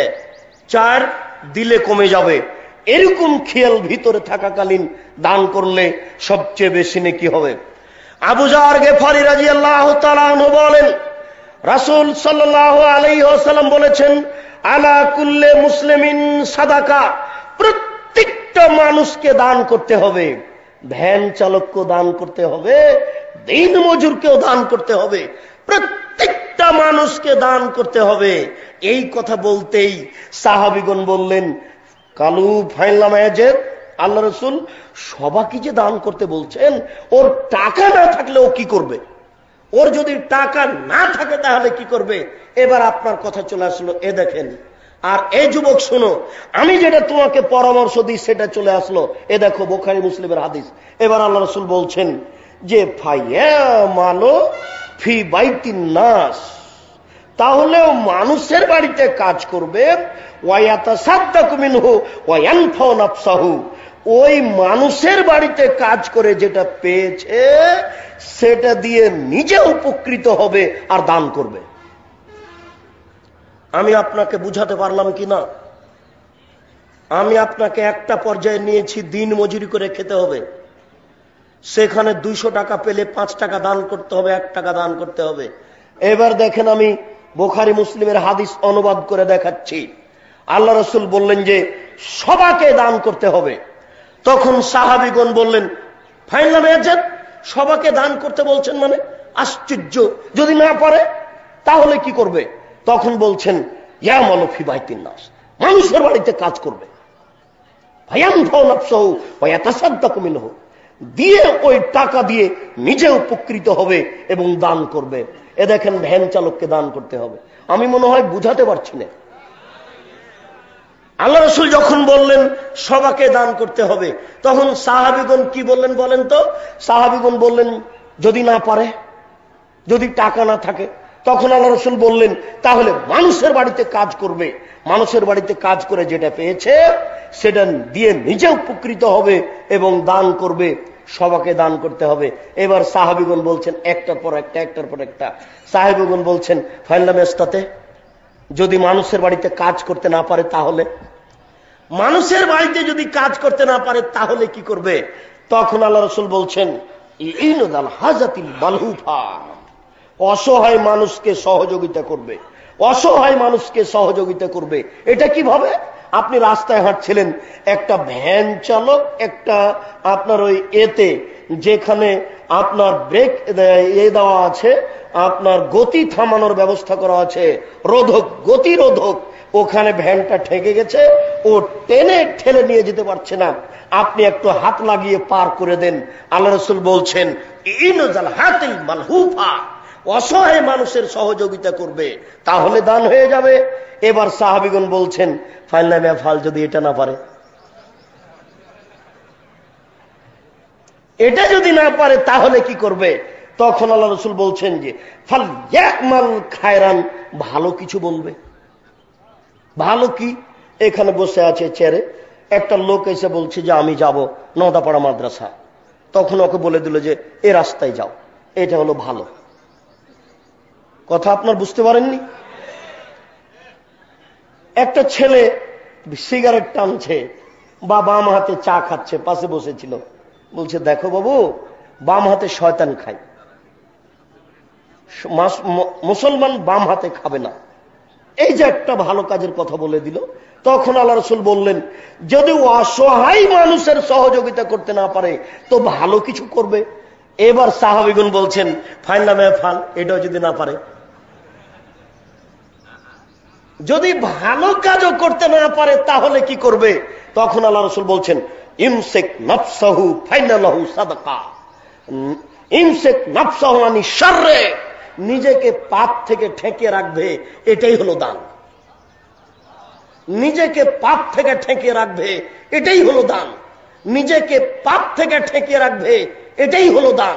ফাইনালাহু সাদাকা, নিজেকে পাপ থেকে ঠেকিয়ে রাখবে, এটাই হলো দান। আবু হুরায়রা রাদিয়াল্লাহু তাআলা আনহু বলেন, রাসূল সাল্লাল্লাহু আলাইহি ওয়াসাল্লাম বলেছেন, ইন্না বিকুল্লি তাসবিহাতিন সাদাকা, নিশ্চয় সুবহানাল্লাহ বললে দানের নেকি হয়। অবেকুল্লে তাহমিদাতিন সাদাকা, নিশ্চয় আলহামদুলিল্লাহ বললে দানের নেকি হয়। অবেকুল্লে তাহমিদাতিন সাদাকা, নিশ্চয় আলহামদুলিল্লাহ সুবহানাল্লাহ বললে, তাসবিহাতিন সাদাকা, সুবহানাল্লাহ বললে দানের নেকি হয়। অবেকুল্লে তাহলিলাতিন সাদাকা, লা ইলাহা ইল্লাল্লাহ বললে দানের নেকি হয়। আমরুন বিল মারুফে সাদাকা, ভালো কাজের আদেশ করলে দানের নেকি হয়। অনহানিল মুনকার ফাইনালাহু সাদাকা, যদি মন্দ কাজের নিষেধ করে তাহলেও দানের নেকি হয়। অফি বুঝিয়ে আহাদেকুম সাদাকা, এইভাবে বলতে বলতে বলতে আল্লাহ রাসূল শেষের বাক্যে বলছেন যে তোমাদের স্ত্রী মিলনও দান। তখন সাহাবীগণ বলছেন, আল্লাহ রাসূল, আয়াতি আহাদনা শাহওয়াতাহু ফায়লাহু ফিহি আজরুন, এটা কেমন কথা হলো? কোন মানুষ তার স্ত্রীর কাছে গিয়ে প্রবৃত্তকে নষ্ট করবে, প্রবৃত্তিকে ঠেকাবে, আর এতে নেকি হবে, এটা কেমন কথা হলো আল্লাহ রাসূল? তখন আল্লাহ রাসূল বলছেন, আর আয়তুম, তোমাদের মতামত কি বলতো? লা ওয়াজাহা ফি হারামিন আকানা আলাইহি ফি আজরুন, ফিহা বিজরুন, যদি এই কাজটা হারাম ভাবে করে তাহলে পাপ হবে না নেকি হবে? এবার বলেন দেখি, আপনার যেমন মনে বলল কেমন হলো কথা, স্ত্রী মিলন ও দানের নেকি। সাহাবীগণ বললেন যে কেমন হলো আল্লাহ রাসূল, স্ত্রী মিলন ও দানের নেকি? তখন আল্লাহ রাসূল বলছেন এবার বলো তাহলে এই কাজটা যদি হারাম ভাবে হয় তাহলে কি হবে? তো সাহাবীগণ বললেন তো পাপ হবেই। তখন আল্লাহ রাসূল বলছেন এটা যদি হারাম ভাবে পাপ হয় তো ওয়াজাহা ফিল হালালে কানা লাহু ফিহি আজরুন, এটা যখন বৈধ ভাবে হবে তখন নেকি হয়ে যাবে। আবু হুরায়রা রাদিয়াল্লাহু তাআলা আনহু বলেন আজকের এই দানের শেষ হাদিস। আবু হুরায়রা রাদিয়াল্লাহু তাআলা আনহু বলেন রাসূল সাল্লাল্লাহু আলাইহি ওয়াসাল্লাম বলেছেন গফিরা লা ইমরাতিন মুমিসাতিন, একটা পতিতালয়ের মহিলাকে ক্ষমা করে দেওয়া হয়েছে। গফিরা লা ইমরাতিন মুমিসাতিন, একটা পতিতালয়ের মহিলাকে ক্ষমা করে দেওয়া হয়েছে। মাররাত বিকালবিন আলা রাসি রাকিন, একটা কুকুর একটা ইদারার পাশে ছিল, এলহাস, সে জিভা বের করে হাঁপাচ্ছে, এরকম একটা কুকুরের পাশ দিয়ে এক পতিতালয়ের মহিলা যাচ্ছিল।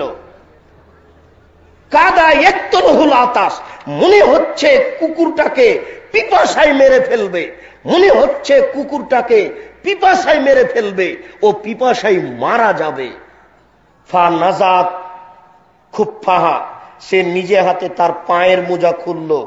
ও আউসাকাত বেহা, এরপরে সে ওই মোজা দিয়ে তার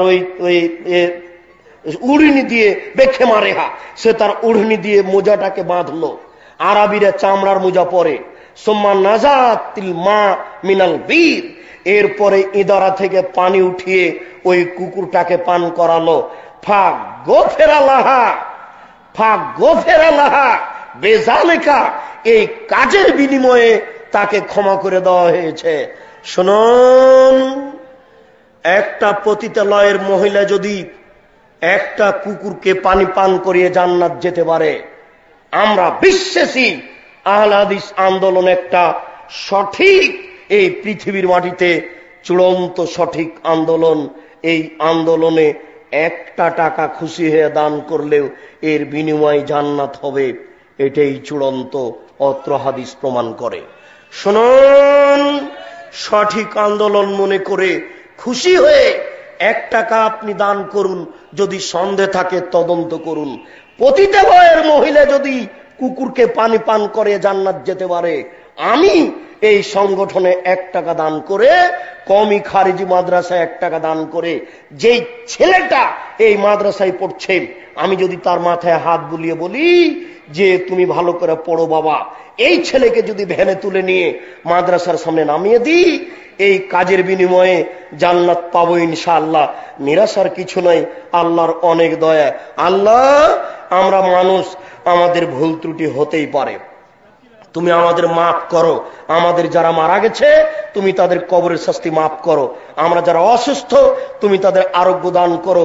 আমরা যারা বেঁচে আছি তুমি তাদেরকে তোমার রাসূলের পদ্ধতি অনুযায়ী চলার তৌফিক দান করো। এরপরে শেষ কথা, মোহতারাম আমিরে জামাত ডক্টর আসাদুল্লাহ গালেব আপনাদেরকে জোরালোভাবে অনুরোধ রেখেছে, আপনারা আহলে হাদিস আন্দোলনের ছায়াতলে থেকে এই গতিকে দুর্বার গতিতে চালিয়ে যান। আত-তাহরিক পত্রিকা পড়ুন, সালাতুর রাসূল পড়ুন, তাফসীর গ্রন্থগুলি পড়ুন, অন্যান্য লেখকের সুন্দর বইগুলি পড়ুন। আপনাদেরকে আল্লাহ সঠিক বুঝার তৌফিক দান করুক, আল্লাহুম্মা আমিন। আল্লাহ, তুমি আমাদের মাফ করো। তোমার দরবারে এ দাবি, এ দাওয়া, এই দোয়া রেখে আজকের সংক্ষিপ্ত আলোচনা এখানে শেষ করলাম। সুবহানাকা আল্লাহুম্মা ওয়া বিহামদিকা আশহাদু আল্লা ইলাহা ইল্লা আনতা আস্তাগফিরুকা ওয়া আতুবু ইলাইক। আসসালামু আলাইকুম ওয়া রাহমাতুল্লাহ।